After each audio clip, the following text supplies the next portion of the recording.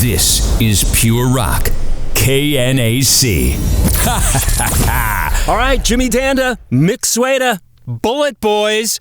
Oh my God. What the hell have you guys been doing for the last 40 years? Has it been 40 years? Because to me, we haven't even turned 40 yet. We're still in our 20s. Right, yes, me too. And let's stick to that story. I like that. It's Well, we have been here. We've been working. We've been doing different projects. We've been having fun, having families and children and such, and just having a wonderful, wonderful existence. And now we're here with you, having an even better existence. awesome. So good to talk to you. Thanks for taking a few minutes to do this. I'm excited, first of all, that you guys are going to be in Vegas this weekend. But first of all, the big story that's blowing up all over the internets. Holy crap, Bulletboys original lineup touring. Clearly, hell has frozen over. What? So, what's the backstory? How did this actually come to pass? Well, I'm going to start. A couple years ago, I was playing with George Lynch for a while, and Right. Mr. Lynch decided to call it a day with doing Lynch Mob. And of course, anybody who has seen or knows him, he has opted to change that and he's back with Lynch Mob.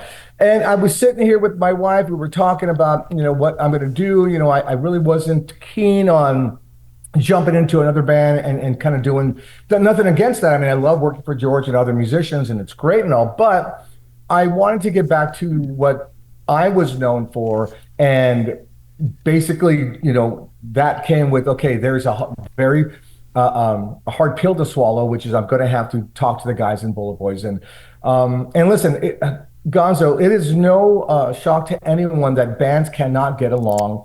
We're all very emotional.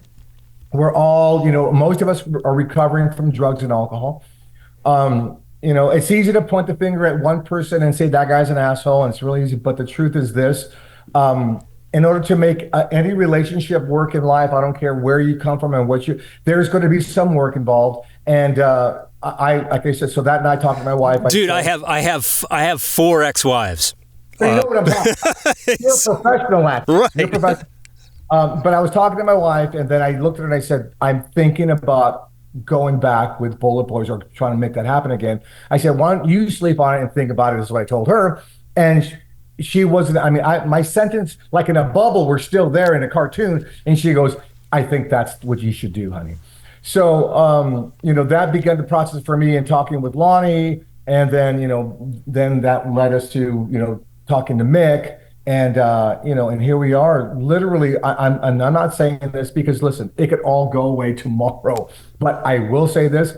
Right now, we are absolutely having the most fun that we've had in a very long time. That is awesome to hear. And Mick, from what I can digest from the internet, is that you were fairly instrumental in kind of having this come back together, at least for this tour. Well, I totally get the notoriety we have for falling apart, coming back together, and basically the impetus for all that is because we just love to play together. Do we love to hang out with each other 24 hours a day? Not so much. Less, right. But, playing together, there's nothing else like it. For me, I can't play like I play with this band in any other situation. I've tried. I've been in other bands, and it's fun. I have a good time. It's not, horror. But with these guys, there's just something so symbiotic and so natural and so intuitive that it's hard to be away from it. Right. So naturally, when they asked me to join the band, I said no, absolutely not. But then I had a conversation with Mark, and he can be the biggest stumbling block sometimes.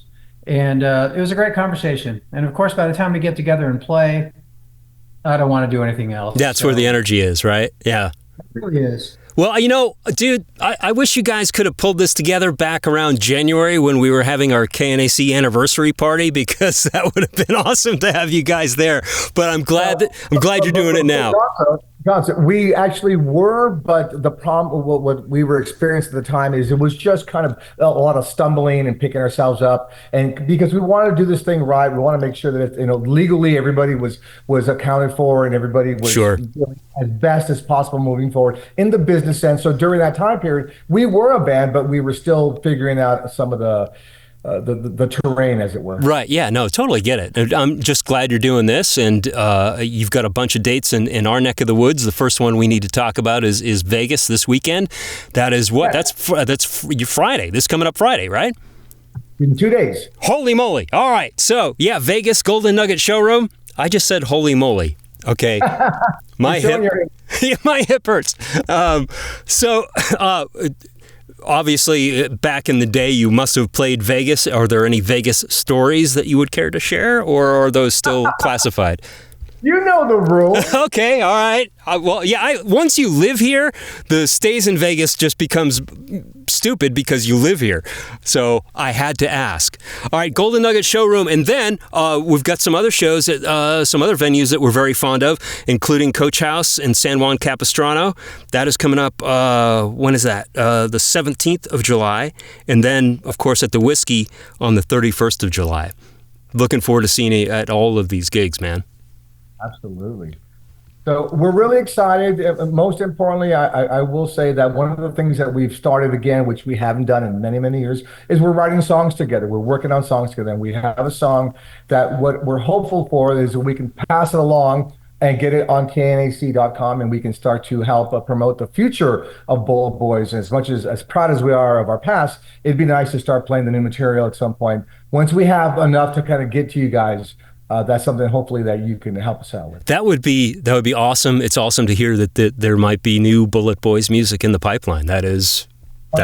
We have one song that's actually getting ready that we're kind of close to buttoning up, and we have a lot of new ideas and some older ones that we revamped. So we're really excited about that prospect as well. That's awesome. Yeah, and obviously it's such a different world now, and you know, we all got to do all of this ourselves.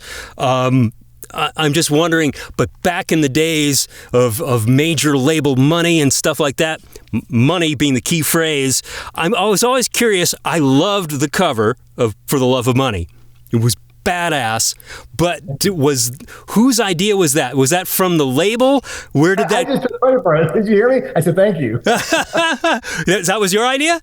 Well, you know, no, it's really a wild thing because Mick had done a demo, I think by himself, of that track, and I was doing that song in a band that I was in before, Bulletboys. So when Mick's like, Jimmy, I have a version. I go, dude, I was that song. So it was one of those things. But Templeman was really instrumental in kind of putting it together, because I would never have thought to do that drum pattern and kind of do the way we did it. I will say that, I have a couple of, fond memories. I have a lot of fond memories, I'm sorry. But one in particular, we were at the Concrete Foundations Forum. Yes! Remember that back? Hell yeah!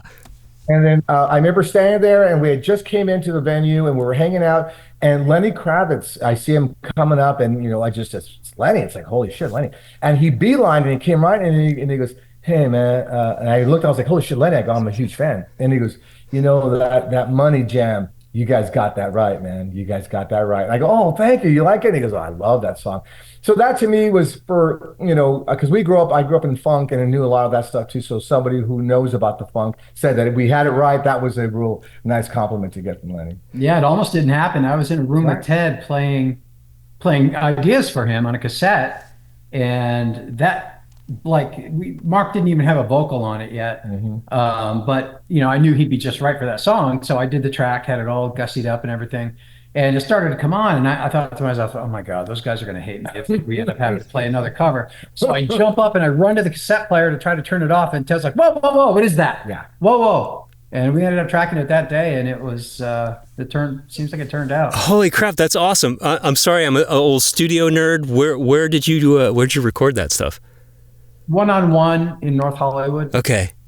It's where Metallica did the Black Album. So every time you see them playing pool or throwing darts at poor Kip Winger, that's we did every record there, basically. Well, that's awesome. Now, a million years ago, I worked at a place called Fidelity, but it was long gone by the 90s. So, all right. Well, that's cool as hell. Oh, I wanted to ask you guys, you did a gig at the Metal Hall of Fame.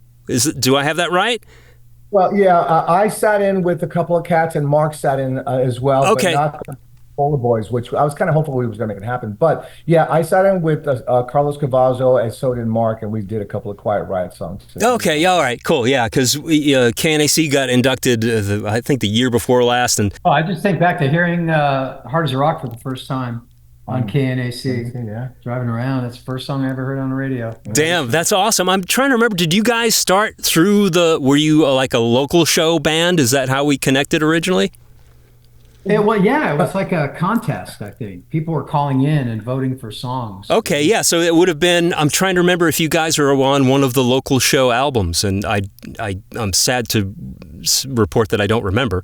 But I do remember playing the hell out of your music when I was there. Yeah. I remember something very special. Two things about that, a similar one to Mix. I was putting gas in my 69 Nova, and I remember being and having the radio on, and Zeppelin was playing, and then Zeppelin ended, and then it started, and I remember looking around to the people at the gas station and going, "This is me, this is me." I was crazy, but I was like, "Fuck, that was insane." But you guys actually played. I don't know if you remember this. You remember this?